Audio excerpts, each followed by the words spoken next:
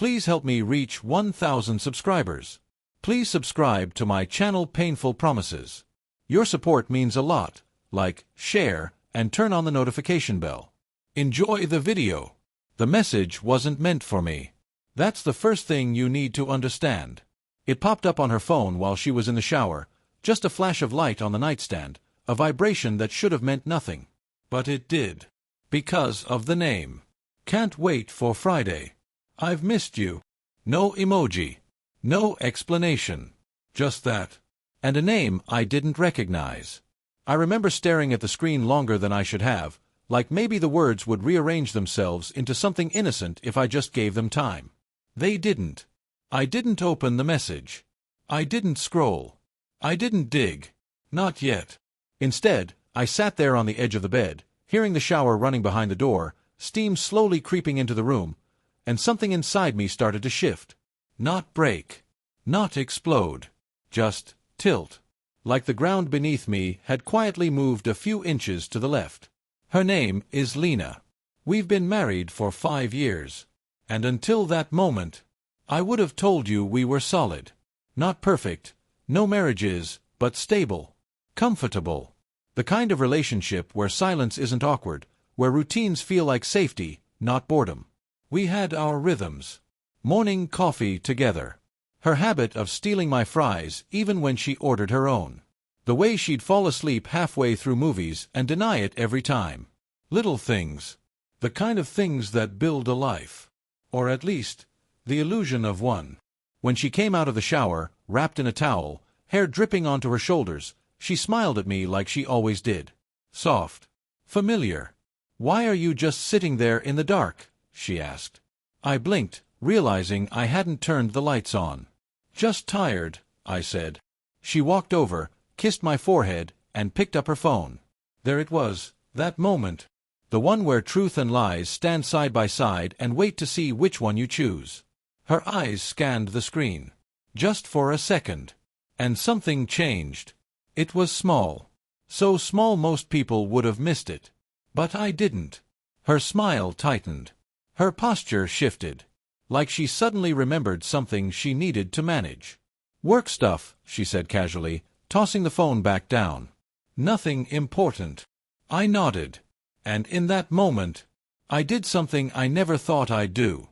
I pretended to believe her. That's how it starts. Not with shouting. Not with accusations.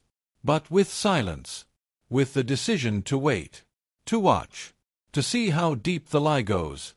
Over the next few days, I paid attention. Not obsessively. Not obviously. Just enough to notice the cracks. She started texting more. Smiling at her phone. Turning it away slightly when I walked into the room. Once, I came up behind her while she was sitting on the couch. She locked the screen so quickly it was almost instinct. "Who was that?" I asked lightly.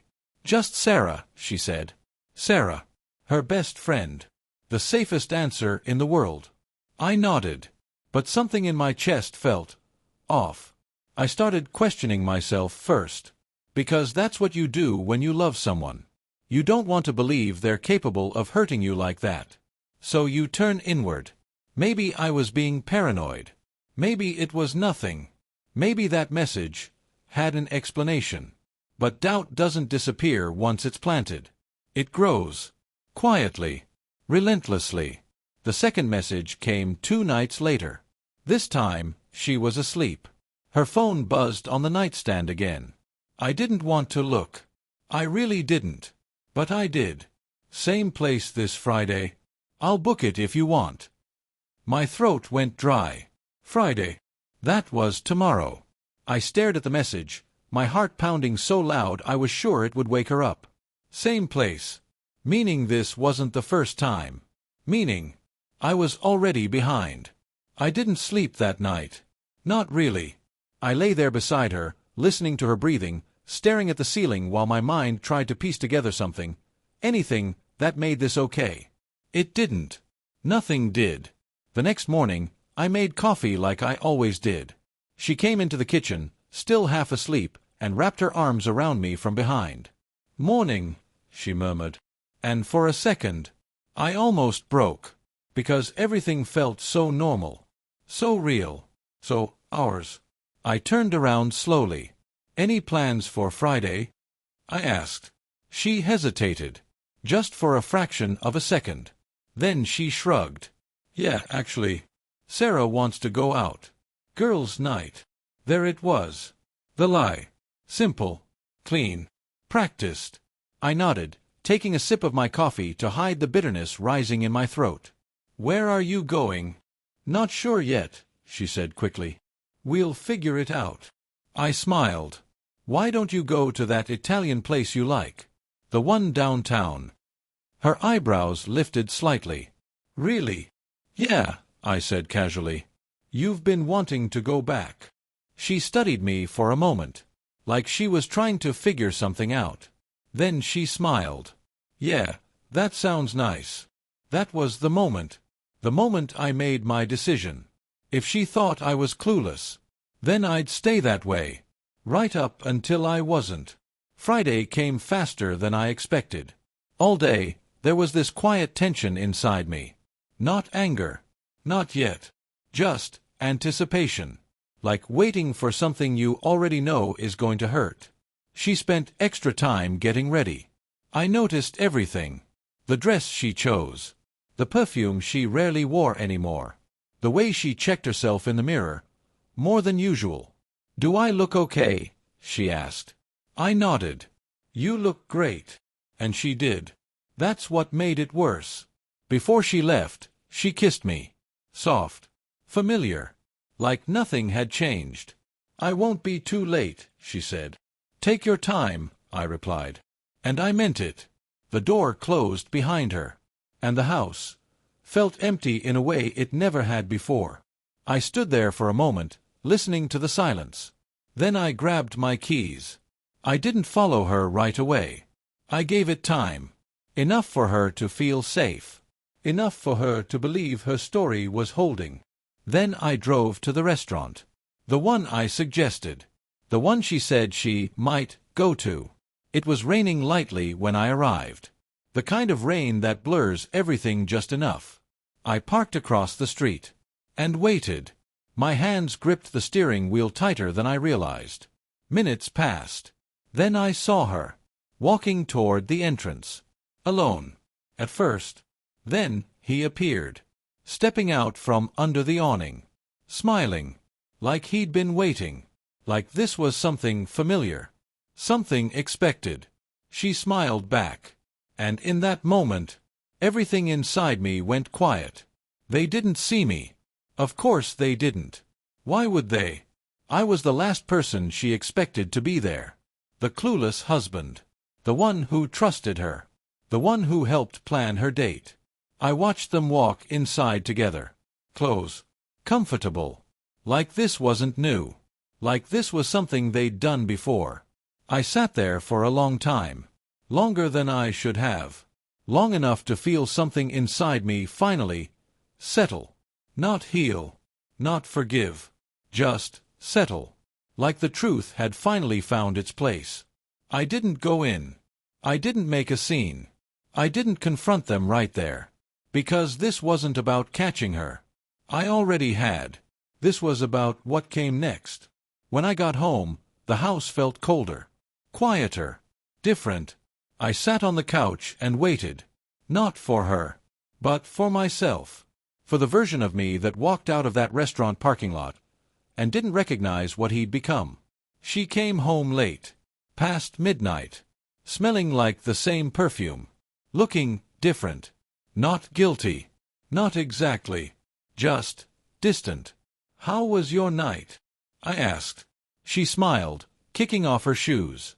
"Good. Just dinner and drinks. Nothing crazy." I nodded. "Where did you go?" She hesitated. Then, "That Italian place you mentioned." "Of course." I looked at her for a long moment. And then I said it. "I know." The word hung in the air between us. Heavy. Unavoidable. Her smile faded. "What do you mean?" "I saw you," I said quietly. "Tonight. At the restaurant." Silence. Complete. Her face went pale. she started, but the words didn't come. I even suggested the place, I continued. Thought I'd make it easier for you. Tears filled her eyes instantly. It's not what you think. Don't, I cut in. Just don't. Because there are lies. And then there are insults. She broke down after that. Crying. Apologizing. Trying to explain. Saying it didn't mean anything. Saying she was confused. Saying she never meant to hurt me. All the things people say when the truth finally corners them. I didn't feel seen anymore, she said at one point. I felt invisible. I nodded slowly. Then you should have told me, I said. I tried, she whispered. Not like this, I replied. That was the turning point. Not the dinner. Not the messages. But that conversation. Because for the first time, I saw her not as the person who betrayed me, but as someone who made a choice. A series of choices. And I had to decide what mine would be. I can end it, she said. I will. Right now. I looked at her. Really looked at her. And for a moment, I saw the woman I fell in love with. The one who laughed at stupid jokes. The one who held my hand during tough days. The one who made this house feel like home. But I also saw the woman who lied. Who chose someone else. Who sat across from another man, in a place I suggested, and smiled like everything was okay. You already made your choice, I said quietly. I didn't leave that night. Not immediately. Some endings don't happen in one moment. They unfold. Slowly. Painfully. But something had changed. Something permanent. A few weeks later, I moved out. Not out of anger. Not out of revenge. But out of clarity. Because staying would have meant living with a version of love that no longer felt safe. It's been a while now, and I still think about that night. About the way she smiled at him. About the way she lied so easily. About the way I helped plan it. And I've realized something. Sometimes, closure doesn't come from confrontation. It comes from seeing the truth, with your own eyes, and choosing to walk away anyway.